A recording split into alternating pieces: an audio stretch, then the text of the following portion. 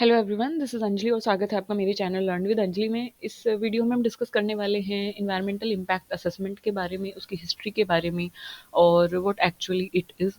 हालांकि इससे previous video में हमने इन्वायरमेंटल इम्पैक्ट असेसमेंट के बारे में थोड़ा बहुत बात की है, but this video is actually dedicated video toward environmental impact assessment. So environmental impact assessment सिर्फ एक प्रोसेस नहीं है, it is much more than a process और that obtain an environmental permit और लाइसेंस। सो EIA जो है एक planning है, एक डिसीजन है, एक टूल है जो कि ये इंश्योर करता है कि किस तरीके से हम इन्वायरमेंट पे होने वाले इम्पैक्ट, किसी भी प्रपोज्ड प्रोजेक्ट के या किसी भी नहीं लगने वाले प्रोजेक्ट के जो इन्वायरमेंटल इम्पैक्ट हैं, उनको किस तरीके से कंट्रोल कर सकते हैं, मिटिगेट कर सकते हैं, उनको कम कर सकते हैं और किस प्रोजेक्ट को कहाँ पे सेटअप होना चाहिए या नहीं होना चाहिए। So that is that tool to anticipate the likely environmental impact that may arise out of a proposed developmental activity. Proposed developmental activity is something जो भी हम लगाने वाले हैं, जैसे डैम सेटअप करने वाले हैं या हाईवे बनाने वाले हैं या railway track. So that is propose developmental activity. कोई भी ऐसी एक्टिविटी जो अभी तक सेटअप नहीं हुई है, जिसको हम सेटअप करने वाले हैं, so we tend to give the proposal of that activity. So उसके जो भी मिटिगेशन मेजर्स हैं, उसकी जो भी स्ट्रैटेजी हैं कि उसका कम से कम इन्वायरमेंट पे इम्पैक्ट हो, उन सब चीज़ों के बारे में हम यहाँ पे डिस्कस करते हैं। जो EIA है that is introduced in India in 1978। 1978 में ये इंडिया में आया और ये एक रिवर वैली प्रोजेक्ट सबसे पहला प्रोजेक्ट था जिसके लिए EIA किया गया। So with respect to that river valley project in 1978 EIA को पहली बार इंडिया में इंट्रोड्यूस किया गया। उसके बाद EIA पे बहुत सारे अमेंडमेंट हुए, EIA के नोटिफिकेशंस आए। EIA लेगिस्लेशन ने इन्हेंस किया कि अदर डेवलपमेंटल सेक्शन के लिए भी, सिर्फ रिवर के लिए या सिर्फ हाइड्रो प्रोजेक्ट्स के लिए ना लेके अदर जो डेवलपमेंटल सेक्शंस हैं उनके लिए भी हमें EIA को कंडक्ट करना चाहिए। EIA अब मैंडेटरी हो गया है लगभग 30 कैटेगरी से ज़्यादा प्रोजेक्ट के लिए। सो जो भी बड़े लेवल के प्रोजेक्ट्स हैं, जो भी मैंडेटरी ऐसे चीज़ें हैं जो कि they likely to cause more impact on the environment, they are heavy project, they are big project, they include big chunk of land, big level या big area of land, not chunk. Chunk तो छोटी चीज़ों के लिए हो जाएगा। सो EIA जो है वो मैंडेटरी हो गया लगभग 30 कैटेगरी प्रोजेक्ट के लिए। सो उसमें आपके पास बहुत सारी कैटेगरी आ जाती है, जैसे कि थर्मल पावर प्लांट हो गया है, आपके पास हाइड्रो प्रोजेक्ट्स हो गए हैं या जियो प्रोजेक्ट्स हो गए हैं। सो दैट इज सो ये सभी जो प्रोजेक्ट हैं दे गेट इन्वायरमेंटल क्लियरेंस, जिसके बारे में मैं अभी प्रीवियस वीडियो में बात की है कि इन्वायरमेंटल क्लियरेंस क्या होता है, कितने दिन में ये मिलता है और क्या इसकी प्रोसेस होती है। स्टेप बाय स्टेप्स हमने प्रीवियस वीडियो में डिस्कस किया है। सो ये सभी प्रोजेक्ट को इन्वायरमेंटल क्लियरेंस तभी मिलता है only after EIA requirement are fulfilled. ये बहुत इंपॉर्टेंट चीज़ है, दिस वन, कि जब इन्वायरमेंटल रिक्वायरमेंट फुलफिल होती है, जब इन्वायरमेंटल EIA स्टडी हो जाती है and if that project is feasible, जब वो फिजिबल होता है तभी उसको क्या मिलता है, क्लियरेंस मिलता है कि ओके है, आप प्रोजेक्ट सेटअप कर सकते हैं। तो जब अथॉरिटीज़ के थ्रू उसको इन्वायरमेंटल क्लियरेंस मिलता है, दैट इज़ कि वो प्रोजेक्ट फिजिबल है, वो इन्वायरमेंट पे सेट किया जा सकता है या किसी जगह पे उसको सेट किया जा सकता है। तो प्रोजेक्ट को EC या इन्वायरमेंटल क्लियरेंस तभी मिलता है जब EIA रिक्वायरमेंट फुलफिल हो जाती है। बिसाइड EIA जो गवर्नमेंट है इंडिया की, अंडर इन्वायरमेंटल प्रोटेक्शन एक्ट जो कि 1986 में इनेक्ट हुआ था या लागू हुआ था या आया था। So beside that government of India under this environmental protection act they issue a number of other notification which are related to environmental impact assessment. So environmental impact assessment से रिलेटेड अदर नोटिफिकेशन भी environmental protection act के अंतर्गत issue किए हैं government of India ने, but main जो है that is EIA and EC।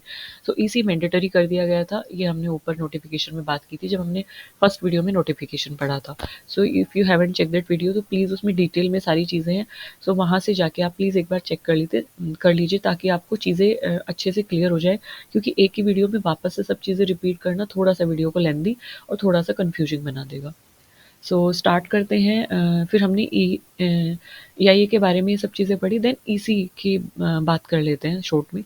It is a go ahead signal. Go ahead means like tick, it is like right, okay now go ahead, set up your project. Basically that is clearance is what, green signal है ना, कि चलिए आप जाइए project setup कर लीजिए। So that is granted by who? Impact assessment agency. Impact assessment agency जब assess कर लेती है, इवेल्युएट कर लेती है, इम्पैक्ट असेसमेंट एजेंसी के द्वारा इन्वायरमेंटल क्लियरेंस दे दिया जाता है। और ये जो इम्पैक्ट असेसमेंट एजेंसी है, जैसे हमने बताया इन्वायरमेंटल क्लियरेंस अथॉरिटीज़ देते हैं, है ना, गवर्नमेंट देती है। तो क्या ये इम्पैक्ट असेसमेंट एजेंसी गवर्नमेंट के अंतर्गत आती है? बिल्कुल गवर्नमेंट के अंतर्गत आती है। ये आती है ministry of environment, forest and climate change, जो कि गवर्नमेंट ऑफ इंडिया की मिनिस्ट्री है। सो ministry of environment, forest and climate change, जो कि अभी क्लाइमेट चेंज सीसी हो गई है, MOEF CC हो गई है। तो गवर्नमेंट ऑफ इंडिया की ये मिनिस्ट्री है। इसके ही अंतर्गत आती है एक इम्पैक्ट असेसमेंट एजेंसी, जो कि EIA को इवैल्यूएट करती है और किसी भी प्रोजेक्ट को EC प्रोवाइड करती है। और EC का मतलब होता है कि अब आप जाके अपना प्रोजेक्ट सेट कर सकते हैं। ठीक है, so it is a go ahead signal. जो इम्पोर्टेंट एस्पेक्ट होते हैं EIA के, मेन जो एस्पेक्ट होता है ना EIA में, बेसिकली हमें करना क्या है? हमें EIA करना है प्रोजेक्ट का, और ये देखना है कि किसी भी प्रोजेक्ट का क्या इन्वायरमेंटल इम्पैक्ट हो सकता है और उसको हमें कैसे रोकना है, या उससे अल्टरनेटिव, हमें उसके अल्टरनेटिव कैसे प्रपोज करने हैं। ये इसका मेन मकसद है, इसका मेन मोटिव है, एम है। सो इसमें इंपॉर्टेंट एस्पेक्ट क्या होते हैं? रिस्क असेसमेंट, कि क्या-क्या रिस्क इन्वॉल्व हैं उस प्रोजेक्ट को सेट करने में। Environmental management, how we are going to manage the environment during the project settlement और after the project settlement. Project settlement के दौरान, उसके बाद में हम एनवायरनमेंट को कैसे मैनेज करने वाले हैं जब वहाँ से वेस्ट जनरेट होगा या वहाँ से जो भी पोल्यूशन जनरेट होगा उसके बाद। इसके बाद पोस्ट प्रोडक्ट मॉनिटरिंग, जब कोई भी प्रोजेक्ट सेट हुआ है तो उसके बाद उसकी क्या कंडीशन होती है, पोस्ट प्रोडक्ट मॉनिटरिंग की। After that setting up that project क्या क्या चीज़ें हमें इवेल्युएट करनी है, क्या क्या चीज़ें हमें मॉनिटर करनी है इन्वायरमेंट के टर्म्स में। So that is post product monitoring. So this is in the EIA। अगर हम बात करें किन किन कंपोनेंट को हम स्टडी करते हैं, क्योंकि इससे प्रीवियस वीडियो में मैं बेसलाइन डेटा पढ़ा था। सो बेसलाइन डेटा या बेसलाइन इंफॉर्मेशन इज समथिंग, कि जब हम प्रोजेक्ट सेटअप कर रहे होते हैं तो इन्वायरमेंट के जितने भी कंपोनेंट होते हैं उसके हर कंपोनेंट को हमें स्टडी करना होता है, कि हमें देखना होता है कि कोई पर्टिकुलर जो प्रोजेक्ट है उसका किस कंपोनेंट पे ज़्यादा इम्पैक्ट पड़ रहा है। तो हम एक बेसलाइन स्टडी करते हैं। बेसलाइन मतलब बिफोर स्टडी, प्रोजेक्ट सेटअप होने से पहले हम ओवरऑल कंडीशन देखते हैं उस एरिया की। सो इसमें एयर एनवायरनमेंट आ जाता है, जिसमें क्वालिटी ऑफ एम्बिएंट एयर अभी प्रेजेंट में क्या क्वालिटी है और आगे हम उसको प्रिडिक्ट करते हैं कि क्या होगी अगर हम कोई प्रोजेक्ट सेटअप करते हैं। That project can be any. Metrological data, जिसमें हम ये देखते हैं कि विंड स्पीड क्या है फिलहाल, डायरेक्शन कैसी है, ह्यूमिडिटी कैसी है उस एरिया में।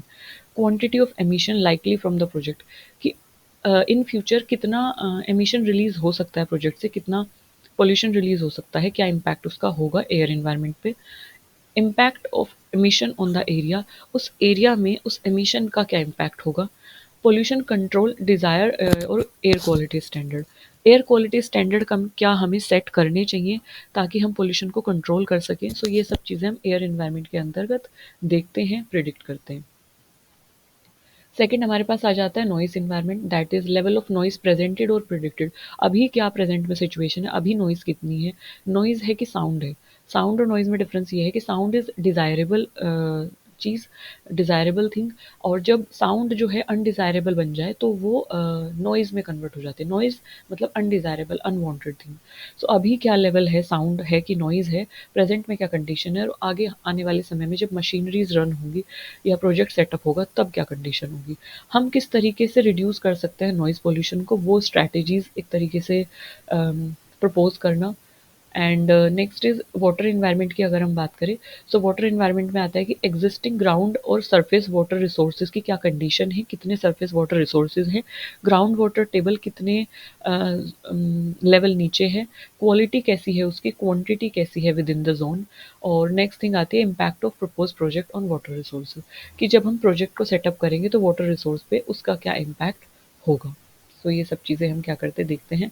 फिर जब हम बायोलॉजिकल इन्वायरमेंट की बात करें तो उस इम्पैक्ट एरिया में फ्लोरा कैसी है, यानी कि प्लांट लाइफ कैसी है, फोना यानी एनिमल लाइफ कैसी है, potential damage due to that project due to effluent. So due to effluent due to the project क्या क्या इम्पैक्ट होंगे वहाँ के प्लांट लाइफ पे, वहाँ के एनिमल लाइफ पे।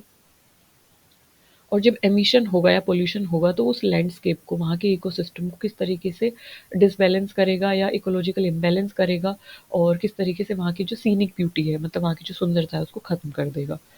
और बायोलॉजिकल स्ट्रेस मतलब कि वहाँ के जो प्लांट हैं, एनिमल हैं, जब पॉल्यूशन ऑब्वियस सी बात है हैबिटेट फ्रेगमेंटेशन होगा, क्योंकि प्रोजेक्ट सेटअप होगा तो डिफॉरेस्टेशन भी होगा, तो बहुत सारे जो हैबिटेट है वो खत्म हो जाएँगे, है ना? फ्रेगमेंटेशन भी होगा, उसके बाद you can say water bodies भी एक्सटिंक्ट होंगी, खत्म हो जाएँगी। सो क्या-क्या इम्पैक्ट होगा फ्लोरा पे, फ़ौना पे, एनिमल पे, प्लांट पे। हो सकता है कुछ ऐसी स्पीशीज़ जो एंडेमिक है, मतलब जो उसी एरिया में पाई जाती हैं, वो हो सकता है एक्सटिंक्ट हो जाए, खत्म हो जाएँ, है ना?